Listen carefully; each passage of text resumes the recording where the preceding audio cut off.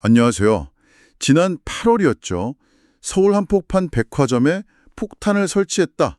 이런 온라인 글 하나 때문에 정말 큰 소동이 있었습니다. 수천 명이 대피하고 수억 원대 피해까지 발생했다고 하는데요. 바로 신세계백화점 본점 폭파 협박 사건입니다. 오늘 여러분께서 보내주신 관련 기사들 보면서요. 이 사건이 어떻게 된 일인지 또 그 속에는 어떤 문제들이 숨어 있는지 좀 깊이 파헤쳐 보겠습니다. 저희가 살펴볼 내용들이 좀 많습니다.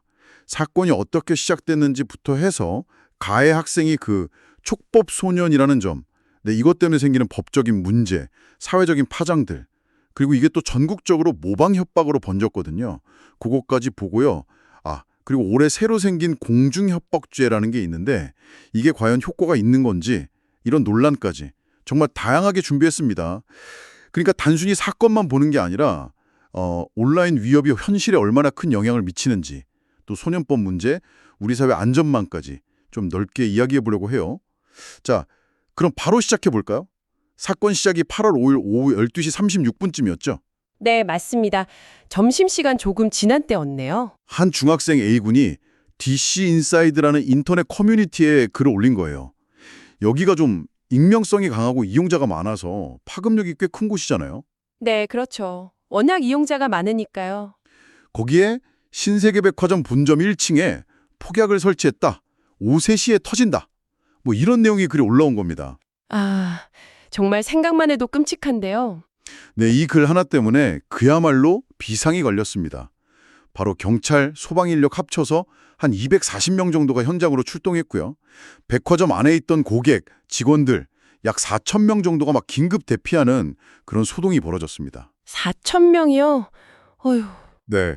그래서 오후 1시부터 1시간 반 정도 폭발물 수색 작업을 벌였는데 다행히 폭발물은 없었어요. 네, 천만다행이죠. 하지만 그 시간 동안 백화점 영업은 완전히 마비됐고 사람들은 엄청난 공포를 느꼈겠죠. 그렇죠. 이런 온라인상의 위협글은 이제 그냥 글이라고만 볼 수가 없어요. 이게 실제 폭발물이 있든 없든 그 글이 게시되는 순간 현실 세계에 바로 영향을 주거든요. 공공안전 시스템을 순식간에 그냥 마비시켜버리고 또 불특정 다수에게 엄청난 불안감, 공포심을 주는 거죠. 네. 특히 요즘처럼 온라인 파급력이 클 때는 그 영향력이 과거랑 비교가 안 돼요. 정보 퍼지는 속도가 워낙 빠르니까 대응하는 쪽에서도 이게 진짜인지 아닌지 판단할 시간도 없이 일단 움직여야 하거든요. 정말 그렇네요.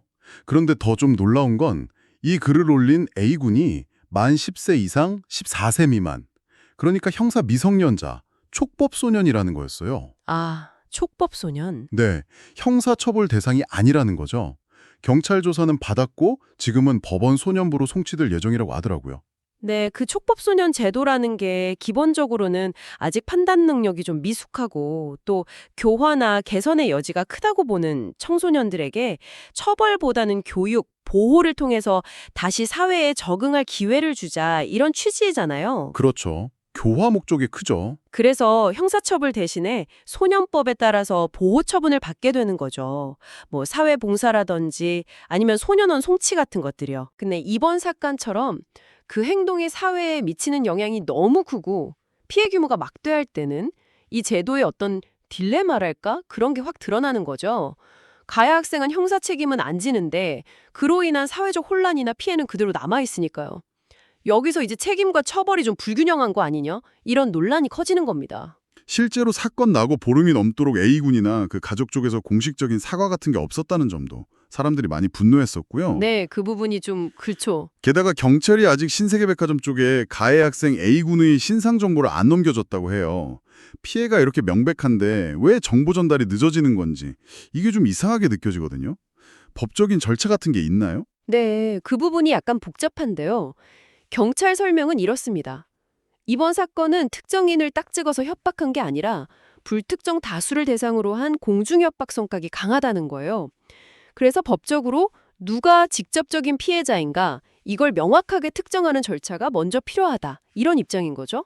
특정인 대상이 아니라서요. 네. 예를 들어 A가 B를 직접 협박했다. 그럼 피해자는 명확하게 B잖아요. 네.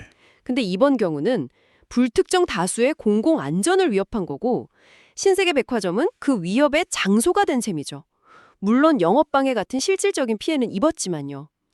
이 공중협박죄라는 법의 관점에서 보면 그 피해를 입은 주체를 법률적으로 명확히 정의하는 과정이 필요하다는 겁니다. 공공의 안전 침해를 핵심으로 보니까 특정 기업을 바로 피해자로 규정하기까지는 좀 법리 검토가 필요하다. 뭐 이런 거죠. 아하. 그래서 그런 절차상 이유 때문에 정보 통지가 좀 늦어지고 있는 걸로 보입니다. 법적으로는 그렇군요.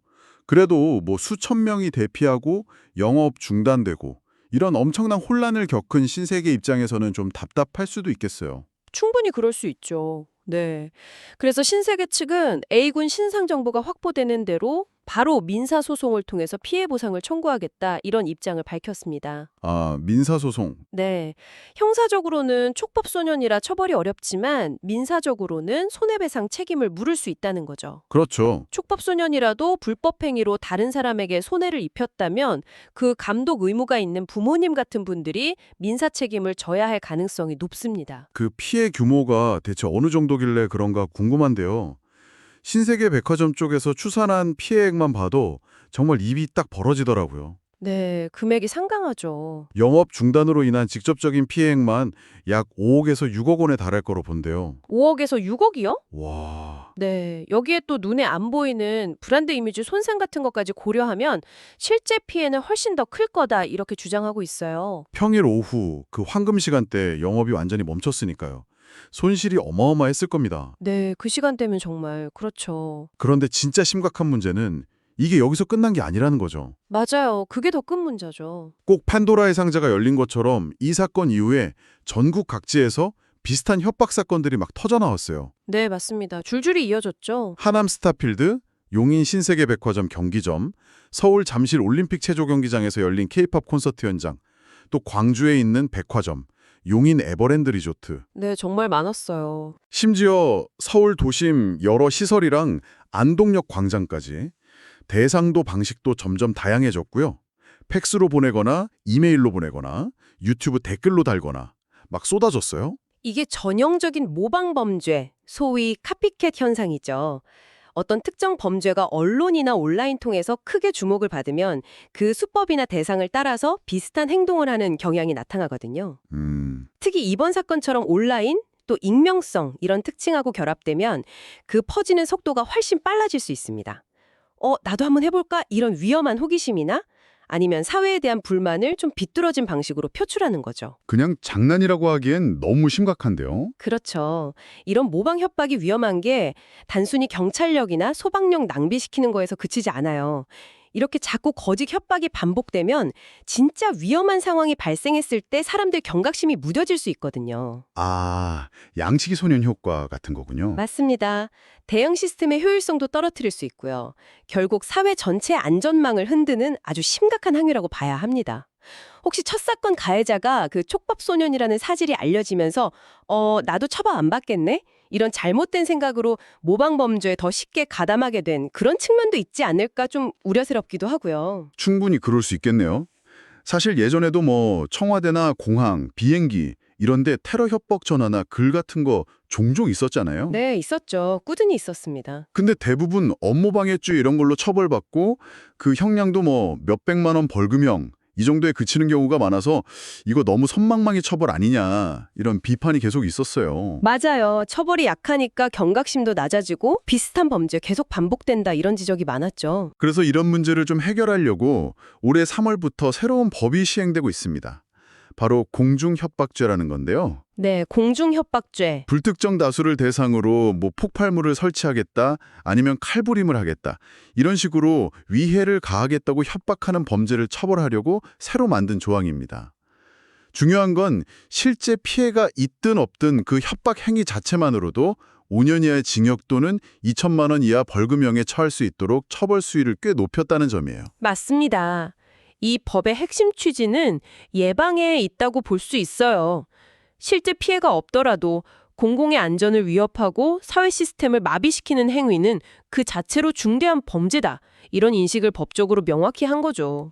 단순히 개인 간의 문제가 아니라 사회 전체에 대한 공격으로 보고 좀 엄중하게 다스리겠다 이런 의지를 보여주는 겁니다. 예전에는 업무방해죄 같은 걸 적용했는데 그게 적용 요건이 좀 까다롭거나 형량이 낮다는 한계가 있었거든요.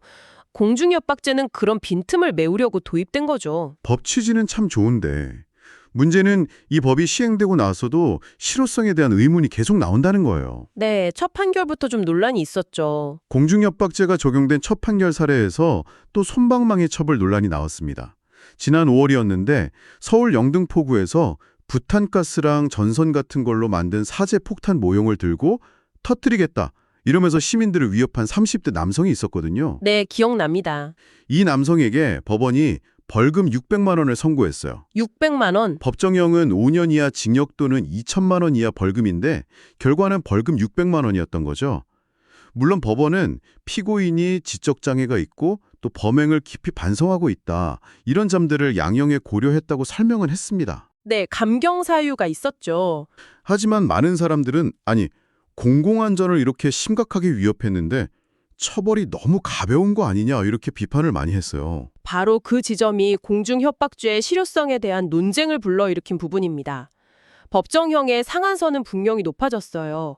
그런데 실제 개판 과정에서는 피고인의 개인적인 상황, 예를 들어 정신질환이나 장애 여부, 또 얼마나 진지하게 반성하는지, 피해자와 합의는 했는지, 이런 다양한 감경 사유들이 판사의 재량에 따라서 꽤 폭넓게 고려될 수 있거든요. 아, 판사 재량이 크군요. 네. 그러다 보니까 법 만들 때 기대했던 만큼 처벌 수위가 강화되는 효과가 안 나타날 수도 있다. 이런 우려가 나오는 겁니다. 법을 엄격하게 적용해서 예방 효과를 기대했는데 실제 판결은 여전히 개별 사안의 특수성을 좀 더 중시하는 경향을 보일 수 있다는 거죠. 물론 모든 사건을 똑같이 중형에 처할 수는 없겠죠.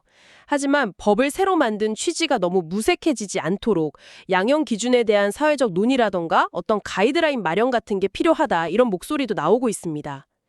특히 신세계 사건처럼 가해자가 촉법소년이라는 사실까지 알려지니까 처벌 강화하고 재발 방지해야 하는 사회적 요구는 더 커지고 있고요. 네, 그렇죠. 소년 범죄의 특수성, 그러니까 교화와 보호를 고려해야 한다는 원칙과 또 공공의 안전을 지키고 비슷한 범죄를 막아야 한다는 사회적 요구, 이 사이에서 어떻게 균형점을 찾아야 할지, 이게 정말 어려운 숙제입니다. 네, 오늘 저희가 신세계 백화점 폭파 협박 사건, 이 하나의 사건에서 시작해서 정말 많은 이야기를 나눴네요.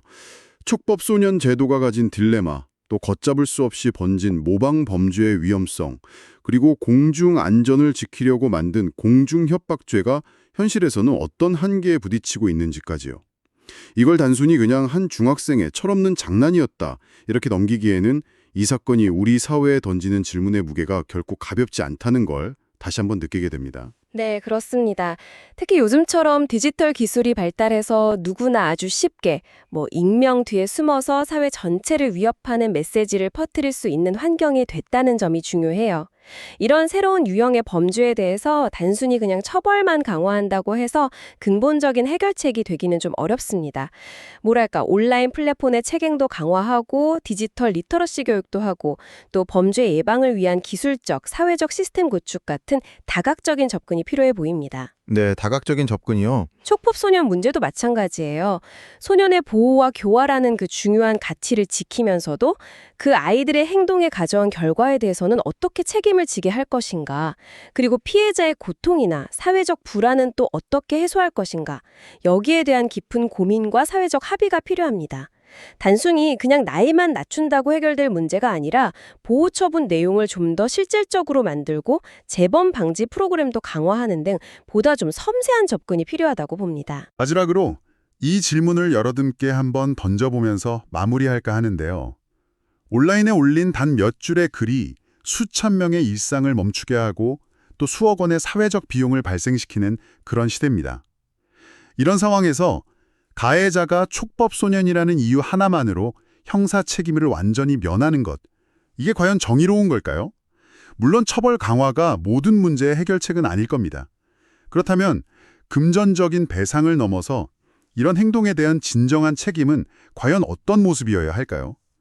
어쩌면 이건 우리 사회 전체가 함께 풀어가야 할 숙제일지도 모르겠습니다. 여러분의 생각은 어떠신가요?